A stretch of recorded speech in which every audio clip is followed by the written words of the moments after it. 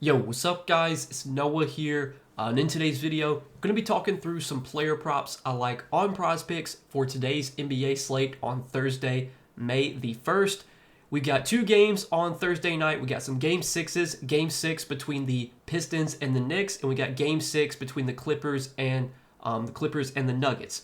Both of the home teams, trying to keep their seasons alive. Knicks, they're up 3-2 right now. They obviously could punch their ticket to the second round if they win tonight. Pistons, on the other hand, trying to force a Game 7. And then we got the Clippers and Nuggets series. Nuggets are up 3-2 in that series. So Clippers, trying to keep their season alive at home. Nuggets trying to punch their ticket to the second round. So we got some Game 6s on Thursday night. Got some early player props, guys, I do like for these two games. Going to give out a prop from each game. We'll break down these props. We'll share why I like them, give some analysis and reasoning behind the two plays. But before we do get started, guys, as always, if you do enjoy these Prizepicks videos, if they help you out, make sure that you hit that like button down below, hit that subscribe button as well. And if you guys are new to the channel, and if you are new to Prizepicks, if you don't have a Prizepicks account, be sure to go sign up. Use that promo code NOAH when you sign up for Prizepicks with my promo code and place your first $5 lineup. You're going to get $50 in promo funds instantly added to your account. So make sure to check out Prizepicks if you have not yet. And I do also want to give a quick shout out to Sleeper because we do have a partnership with Sleeper as well. You guys can go sign up for Sleeper. Use promo code NOAH and you'll get your first deposit matched up to $100. So whatever you put in, Sleeper will match that up to $100. So if you put in $100, they'll give you an additional $100 to play with. So this is a way to kind of start to build up your bankroll on Sleeper. You can obviously use those funds they give you, make some lineups, hopefully win some money. And Sleeper does do a lot of promotions and discounts throughout the week that will also help you build up your bankroll. They'll do, they do protected plays. They'll do payout boost. They'll give discounts on props, so they'll lower projections for you. It's a lot of fun. You guys definitely need to be playing on Sleeper. Use those discounts, promos to your advantage. And if you guys don't have an account on Sleeper, again, make sure that you sign up with promo code NOAH. So that way you do get that first deposit matched up to $100. But yeah, guys, before we talk through our props for Thursday, I do want to recap our plays from Wednesday's video. So we gave out two picks Wednesday. We went 1-1 on our two plays. We hit our over on Fred VanVleet, points plus assists. VanVleet had a really good game. I think he went over like early in the third quarter. But unfortunately, we took an over on Buddy Hield. And, if any of you watched that game Thursday or Wednesday night, which I'm sure a lot of you did, if you had any overs on any Warriors players, you probably lost because, the Warriors, they went out there and just got destroyed. They lost by 30, or they didn't actually lose by that much because the bench made a kind of a comeback, but the starters got pulled halfway through the third quarter. They were down by 30. It was just one of those nights, man. You just kind of knew Houston was just going to run away with it. Houston was up 20 in the first quarter, and Golden State just really never was able to come back. So we had a huge blowout on Wednesday night. Buddy Hield scored 4 points. We took him over 9.5. He only played 20 minutes, though. He did actually get subbed back in late in the game for a few minutes, but I don't think he scored any points. But that was frustrating, man. What can you do when the team goes out there and loses by, that much? As it's 5.5 point spread and the starters don't even play half of the third quarter because, they're down by fucking 30. So just frustrating, man, but, it is what it is, guys. We'll move on to the next day. We'll see if we can get a win here for Thursday. It's been some frustrating losses lately, especially, losing like that with a blowout like that and really not even having a chance to for the player to go over. But I'm not going to be the one to, bitch and complain because at the end of the day, there's two sides to every prop. So even when there's a blowout, you can always take unders. So I'm not going to be I'm not going to cop out and say, oh, the blowout's the reason we lost. Obviously, if the game was competitive, you never know, but there's two sides to every prop. So, at the end of the day, you could take unders and blowouts.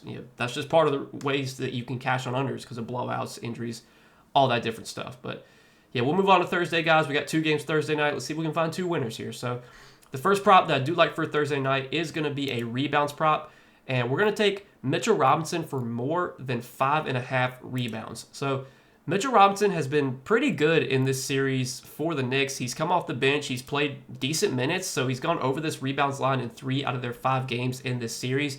And if we look at his minutes in these games, he played 18 minutes in Game 1, played 20 minutes in Game 2, 16 minutes in game 3. In game 4, only played 9 minutes. Just wasn't super productive. I guess they just didn't want to they just opted not to play him a ton that game. And then he got 23 minutes in game 4 or game 5. So we've seen the minutes kind of be anywhere from like 16 to 20 for Mitchell Robinson. And this is a player that has been really good on the glass just throughout his career. This season, he's averaging about 6 rebounds, and averaging 17 minutes per game. So he averages about 6 rebounds when he plays, on average, like 17, 18 minutes. He's a guy that's really aggressive on the glass. He's really good on the offensive glass, gets a lot of offensive rebounds. And we've seen him be really good on the glass in this series. Even with him only playing like 15 to 20 minutes, he's still been able to get 6 rebounds or more in 3 out of 5 games. One of the games where he went under, he only played 9 minutes. I would be surprised if Mitchell Robinson, plays that few minutes today, especially after he was so good last game, had a double-double. It was definitely his best game of the series. Like, you would think he's probably going to play 16 to 20 minutes here. He's going to pretty much play all the minutes that Karl-Anthony Towns doesn't play, and we'll actually see him play minutes alongside Karl-Anthony Towns. So that's another plus. Mitchell Robinson, not only is he going to basically get all of the backup center minutes, Karl-Anthony Towns is probably going to play like 36 minutes. So Mitchell Robinson will basically get all those 12 minutes that Karl-Anthony Towns doesn't play. But then we have seen them playing Robinson and Towns together on the floor together. So the fact that they've been overlapping Robinson with Towns makes me feel fairly confident in the minutes here for Mitchell Robinson. He's been good, rebounding-wise in this series, averaging 11.4 rebound chances per game in only, 17 minutes per game. And I think more times than not, when he gets like 16 to 20 minutes, we can bet on him getting 6 rebounds. Again, this is a player that averages about 6 rebounds per game on 17 minutes per game. And he should probably play closer to that 20-minute mark, especially after he played so well last game, had a double-double, was really effective.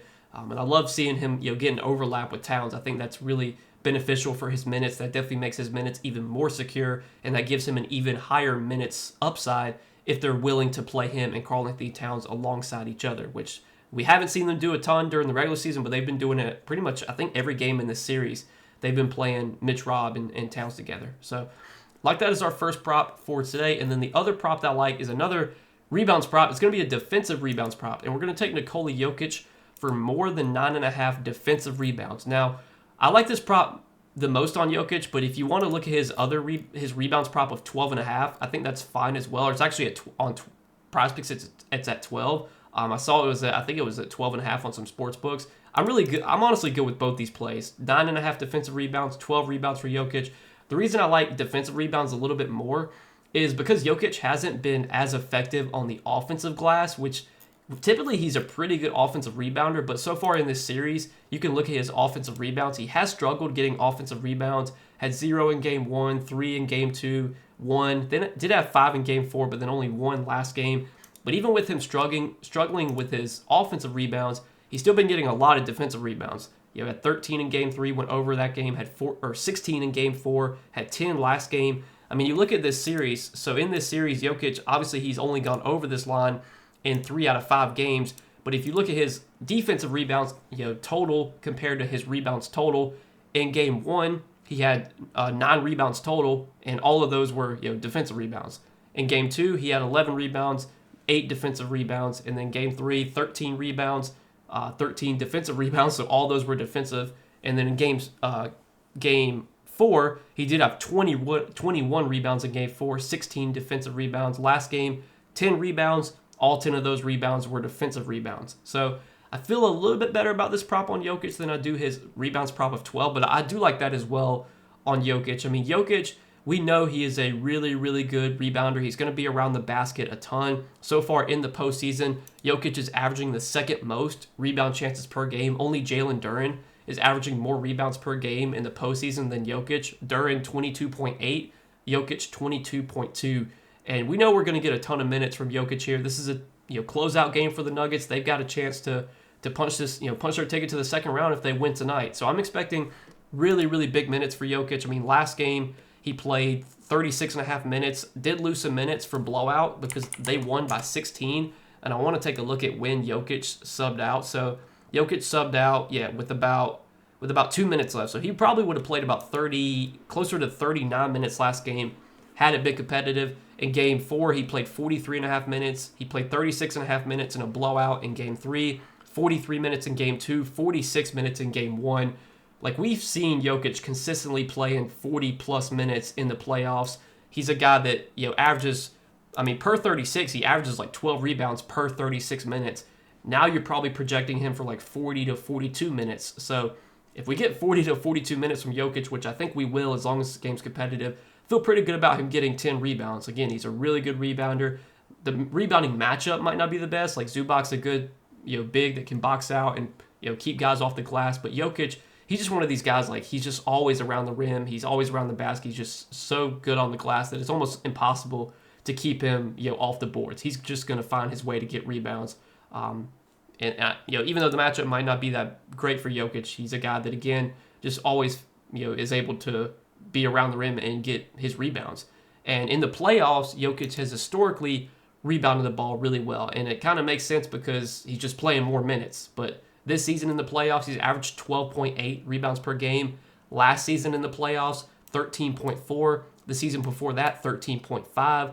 The season before that, 13.2. So his last 4 seasons in the postseason, he's averaged at least 12.8 rebounds per game, which all those numbers are up compared to what he averaged in the regular season. He averages about 1 to 1.5 more rebounds per game in the playoffs than he does in the regular season. And again, most likely the reason why is just because he's playing more minutes in the playoffs. And with this being a chance for the Nuggets to punch their ticket to the second round, expecting some really big minutes for Jokic here in this game, as long as, again, we don't see a blowout, which blowouts can happen. It is what it is. If this game blows out, then so be it. But, given the spreads like 6 points, you would think this game would be competitive. You would think both these games are going to be competitive because, it's pretty close spreads for both these games. Clippers, 6.5-point spread.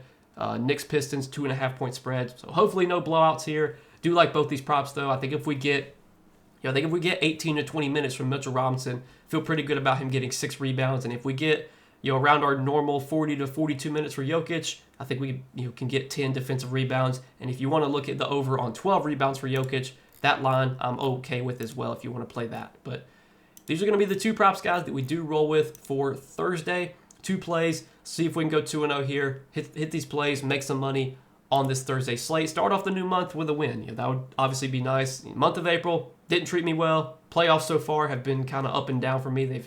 We've had some good runs, and we've had some bad runs too. It's been a kind of a frustrating postseason, but we're going to keep pushing through, guys. Again, I'm always going to give you the analysis, the reads behind why I take the props that I do. If you want to take them, it's up to you. You don't have to tell every single play that I give out, but I'm always going to try and give you as much information, analysis, reasoning behind the plays that I take, and just be as informative as I can, because that's really my goal on this YouTube channel, is just give you guys as much information and analysis as I can. We're not going to win every single day, and I know that, but I'm going to try my best to be as informative as possible and give you guys the reads that I like, the props I like, and hopefully, again, we'll win more than we lose. It's been a lot of losses lately. It's been frustrating, but we're going to keep pushing through, guys. So, yeah, hopefully you guys enjoyed this video. As always, appreciate you watching, guys. Make sure that you do hit that like button down below before we get out of here. Hit that subscribe button as well. And if you guys are new to the channel, and if you are new to Prizepicks, if you don't have a Prizepicks account, go sign up. Use that promo code NOAH. When you sign up for Prizepicks with my promo code, place your first $5 lineup. You're going to get $50 in promo funds instantly added to your account. So make sure to check out Prizepicks if you have not yet. But good luck as always, guys. Thanks for watching, supporting the content here on YouTube. Appreciate your support, and I will see you guys in the next video. Peace.